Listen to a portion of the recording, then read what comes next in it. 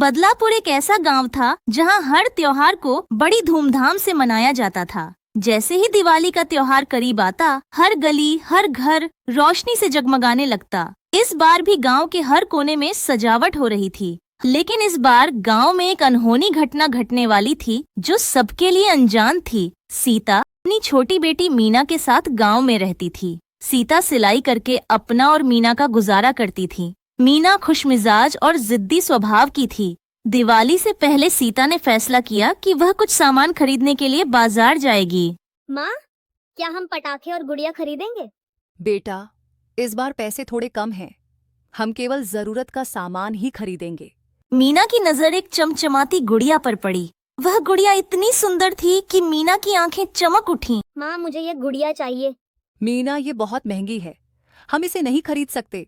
चलो घर चलें। मीना नाराज हो गई। वह कुछ नहीं बोली, लेकिन उसके मन में गुस्सा था। घर लौटकर मीना चुपचाप बैठी रही। मीना बेटा, जरा यहाँ आना। जब माँ उसे बुलाती तो वह कोई जवाब नहीं देती। गुस्से में वह घर के बाहर चली गई और गांव के बाहर पुराने बरगद के पेड़ के पास बैठ गई। बरगद का पेड़ सालों पुराना था और इसके बारे में कई कहानियां मशहूर थीं। गांव वाले कहते थे कि इस पेड़ पर एक चुड़ैल रहती है। बच्चों को सख्त हिदायत दी जाती थी कि वे इस पेड़ के पास न जाएं। मीना पेड़ के नीचे बैठकर रोने लगी। उसकी सिसकियों ने उस पेड़ पर छिपी हुई चुड़ैल का ध्यान खींचा।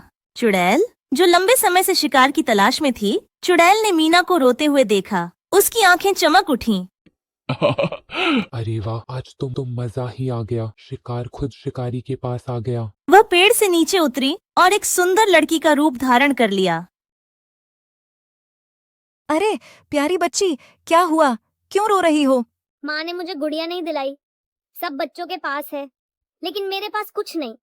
बस इतनी सी बात, रो मत। देखो, मेरे पास तुम्हारे लिए एक जादुई गुड़िया है। ये सबसे सुंदर और अनोखी है। चुड़ैल ने अपनी जादुई शक्तियों से एक चमचमाती गुड़िया मीना को दी। ये तुम्हारी है, लेकिन ध्यान रखना, इसके बारे में किसी को मत बताना। ये तुम्हारा राज है। मीना खुशी से झूम उठी। उसने चुड़ैल को धन्यवाद दिया और गुड़िया लेकर घर लौट आई। घर पहुंचकर मीना ने माँ को गुड़िया दिखाई।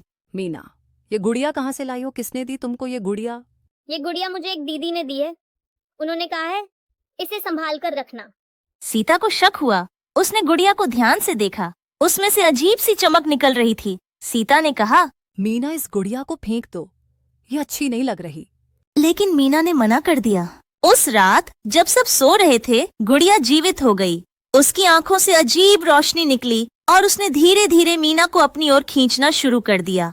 अचानक मीना गायब हो गई। सुबह सीता ने देखा कि मीना बिस्तर पर नहीं है। वह घबरा गई और उसे पूरे घर में ढूंढा। जब मीना नहीं मिली तो उसने पड़ोसियों को बुलाया। सभी ने मिलकर मीना को ढूंढना शुरू किया, लेकिन वह कहीं नहीं मिली। इसी बीच मोनू नाम का एक और बच्चा गायब हो गया। उसके घर में भी वैसी ही गुड़िया मिली।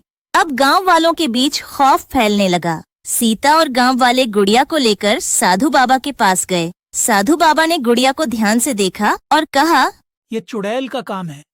वह बच्चों को गुफा में ले जा रही है। हमें जल्द ही कुछ करना होगा, नहीं तो दिवाली की रात वह बच्चों की बलि देकर अपनी शक्ति वापस पा लेगी।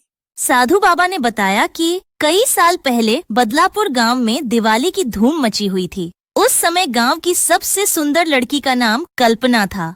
कल्पना गरीब थी, लेकिन उसकी प्रतिभा और सुंदरता के चर्चे पूरे इलाके में थे। वह अपनी कला से बच्चों के लिए सुंदर सुंदर गुड़िया बनाया करती थी। गांव के कुछ लालची और स्वार्थी लोगों ने उसकी मेहनत का मजाक उड़ाया और उसके काम को तोड़ फोड़ कर दिया। दिवाली की रात जब पूरे गांव में खुशियां मनाई जा रही थीं, उन्होंने उसे तांत्रिक परंपराओं के नाम पर बलि देने का षड्यंत्र रचा। कल्पना की आत्मा ने मरते समय प्रतिज्ञा की थी, एक दिन मैं लौटूंगी इस दिवाली पर, मैं तुमसे अपना बदला लूंगी और तुम्हारी खुशियों को तबाह कर दूंगी। उसकी आत्मा चुड़ैल में बदल गई और बरगद के पेड़ को अपना ठिकाना बना लिया। वर्षों तक वह गांव वालों को नुकसान नहीं पहुंचा सकी, क्योंकि पुजारी ने उसे जादुई गुड़िया में बंद कर दिया था। लेकिन अब उसने अपनी शक्ति वापस पाना शुरू कर दिया है। मैं अपनी बेटी को बचाने के लिए कुछ भी करूंगी। गांव वाले और साधु बाबा ने सीता का साथ देने का वादा किया। उन्होंने गुफा में जाने की योजना बनाई। सीता और गांव वाले साधु बाबा के बताए मार्गदर्शन में गुफा की ओर बढ़े। रास्ता डरावना था, अंधेरा घना था और हर कोने से झींगुरों और उल्लुओं की आवाजें आ रही थीं। सीता ने अंदर घुसते ही देखा कि एक कमरे में सभी बच्चे कैद थे। माँ, मीना बेटा, मैं आ गई हूँ। तुम डरो मत, मैं तुम्हें और सभी बच्चों को यहाँ से ले जाऊंगी। जैसे ही सीता ने बच्चों को बाहर निकालने की कोशिश की, चुड़ैल प्रकट हो गई। तेरी इतनी हिम्मत! मेरे गुफा में घुसने की सजा तुझे जरूर मिलेगी। मैं अपनी बेटी और इन मासूम बच्चों को यहाँ से लेकर जाऊंगी। अगर तुझमें हिम्मत है तो मुझे रोक कर दिखाओ।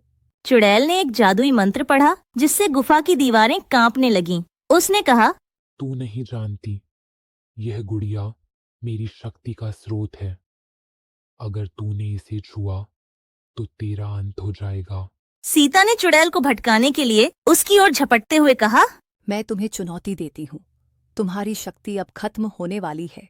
इस बीच गांव के कुछ लोग बच्चों को गुफा से बाहर निकालने में जुट गए।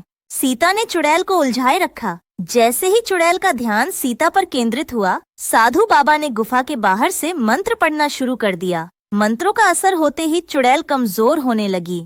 नहीं, ये नहीं हो सकता। मैं कमजोर क्यों हो रही हूँ? सीता ने अपनी सारी हिम्मत जुटाकर उस जादुई गुड़िया को उठाया और उसमें आग लगा दी। जैसे ही गुड़िया जलने लगी, चारों ओर रोशनी फैल गई। चुड़ैल दर्द से चीखने लगी और अंततः जलकर राख हो गई।